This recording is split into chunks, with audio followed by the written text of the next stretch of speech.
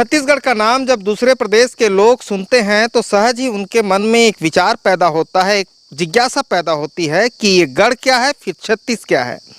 तो मैं आपको बता दूं कि छत्तीसगढ़ को मिला के जो प्रदेश बना है उसको कहते हैं छत्तीसगढ़। और गढ़ कहते हैं हमारे यहाँ रजवाड़े को, यानी कि राज को। अभी भी जो राज है वो छत्तीसगढ़ी के आम बोलचाल के भाषा पे इस्तेमाल होता है।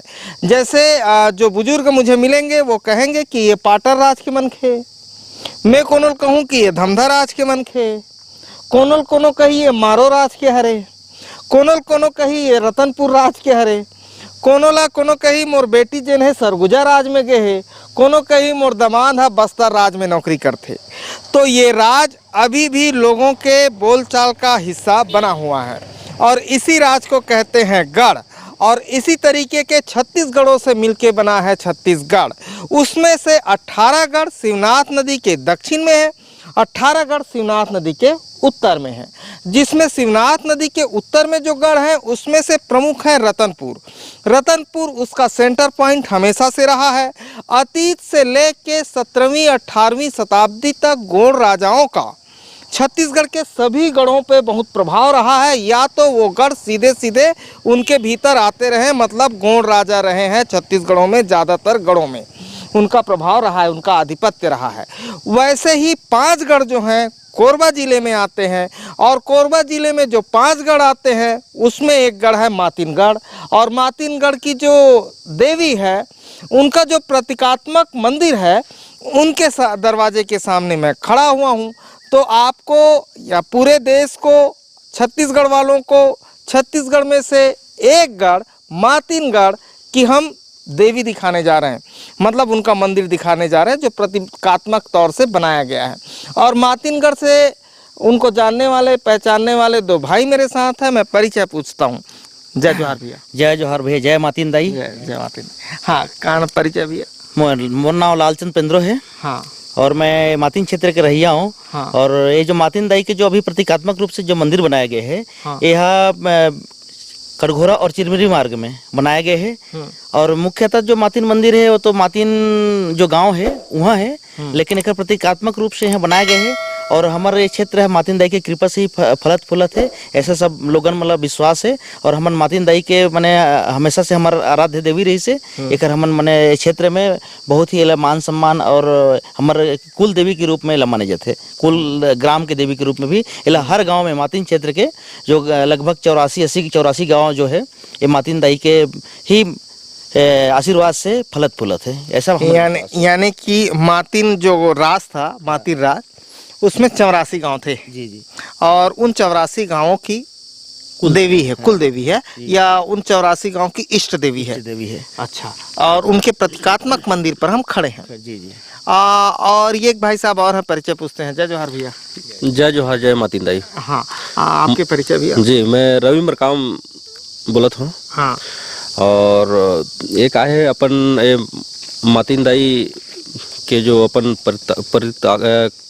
अपन जो मंदिर है वहाँ पे हमन खड़ा हन।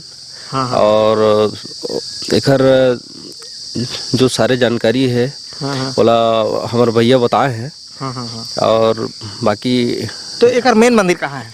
एकर मेन मंदिर मातिन दाई एक गांव है। हाँ। वो पहाड़ ऊपर में है, लगभग वो पहाड़ है 2700 फीट ऊपर है। अच्छा। वहाँ मातिन दाई, मेन मातिन दाई है वो। अब मंदिर को भी जरा देखते हैं। अब ये देख रहे हैं, ऐसे होते हैं ज़्यादातर हमारे देव, है ना, जो इस तरीके से बनाया जाता है। जो मंदिर होते हैं और ज़्यादातर जहाँ पूजा होती है इसी तरीके से होती है ना? जी जी। हमारा चूँकि हम लोग शुरू से प्रकृति पूजक, हम पर्वतों में पहाड़ों को हम पूजते आए हैं, तो हमारी देवी की संरचना और देवी जो मानने का तरीका है हमारा इसी तरह। हर गांव में जो हम मंदिर देवालय होते हैं, गुड़ी होते हैं, उसमें हम इसी तरह से देवी की स्थापना करते हैं। और उसमें हमको पूरा विश्वास होता है कि हमारी देवी इष्ट देवी है, मातिन दाई है, और उसी की हम पूजा आराधना करते हैं। हाँ। और हमारी मन्नतों को पूरा करेगी, है ना? ये हमारा विश्वास है। आइए अंदर चलते हैं बाबा। ये यहाँ के बैगा नियुक्त हुए हैं। और छत्तीसगढ़ में जो पुरातन मंदिर है वहाँ बैगा का बहुत महत्व है, गांव जो है वहाँ बैगा का बहुत महत्व है। और हमारी संस्कृति में बैगा गांव के अहम रोल बैगा प्ले करता है। मतलब उसका जो कनेक्टिविटी है गांव के देवताओं के साथ रहता है। उसी तरीके से ये बैगा है इस मंदिर के। क्या नाम है बाबा? शुक्लाल। शुक्लाल नाम है जी। अच्छा, तो ये मंदिर के पूरा पूजा पाठ आपके हाँ हिस्सा है, जी, आप जी। देखो हाँ है ना? जी। हाँ, तो ये मंदिर बना कब, मुझे ये जरा समझाइए। ये मंदिर जो है कितना दिन हो गया है खदान खुले से?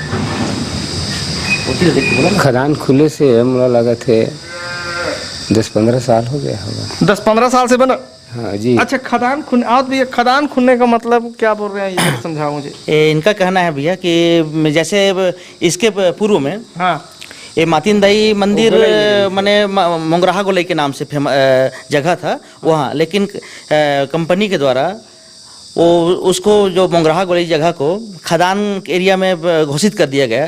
तो इसके नाम से क्या है, खदान के जो भी संचालक थे उनके द्वारा ये बोला गया कि इस मंदिर को हम लोग माने यहाँ से विस्थापित करके इसको दूसरे जगह ले जाते हैं। तो बहुत विरोध हुआ, क्योंकि वहाँ पर जगह चुना गया था और हमारे पेन पुरखा जो भी हैं, हमारे देवी देवता जो हमारे सवार होके आते हैं, तो मोंगराहा गोलाई को चुना गया था।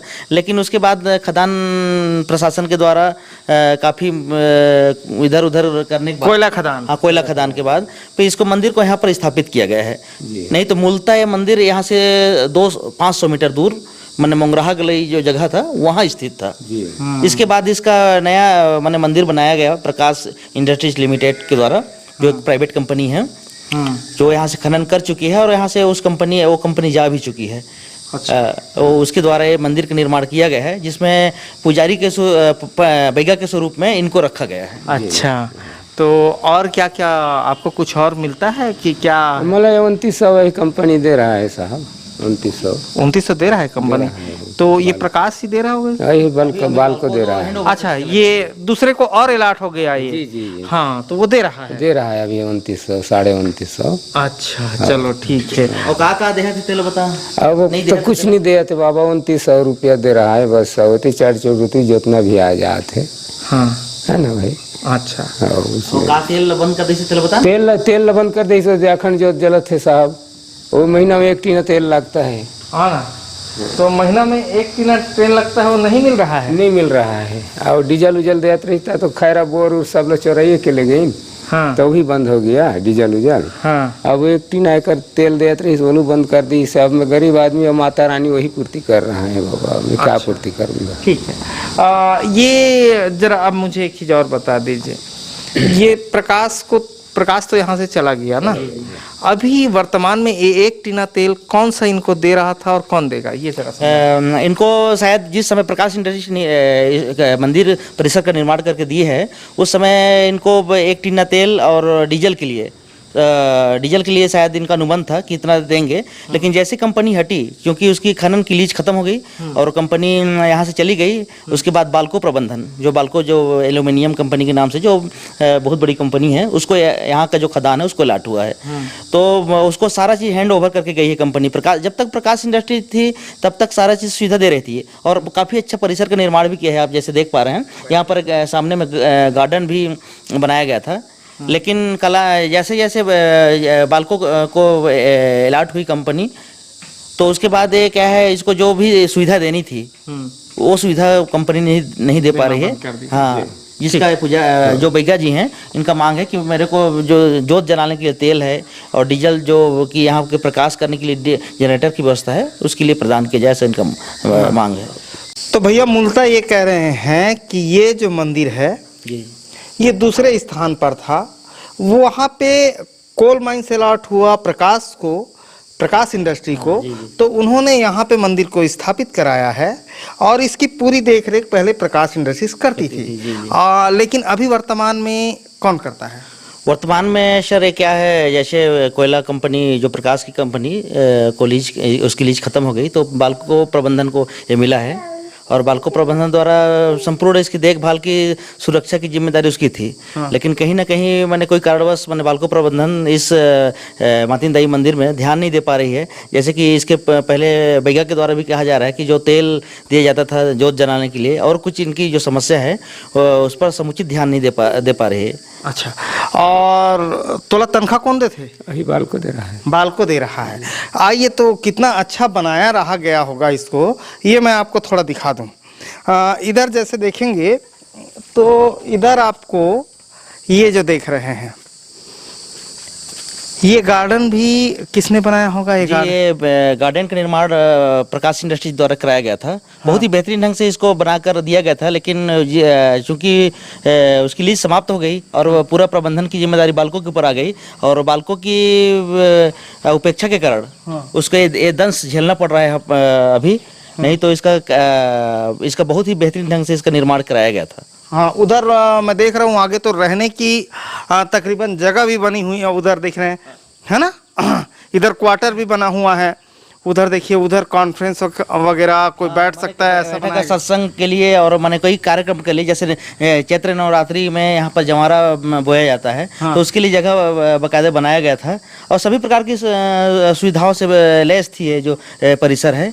लेकिन बाल्को की उपेक्षा के कारण ये आज इसको ये दंश देखना पड़ रहा है। और हमारे क्षेत्र की जो मुख्य देवी है, वो उसके साथ ऐसा जो कृत्य किया जा रहा है जो अनुचित है, इस पर प्रबंधन को ध्यान देना चाहिए और यहाँ पर संपूर्ण सुविधा विकसित करनी चाहिए। तो ये बताएं, यहाँ लाइट है कि नहीं है? नहीं है साहब, हैं? नहीं है। लाइट है ना पानी है। लाइट और पानी जी है।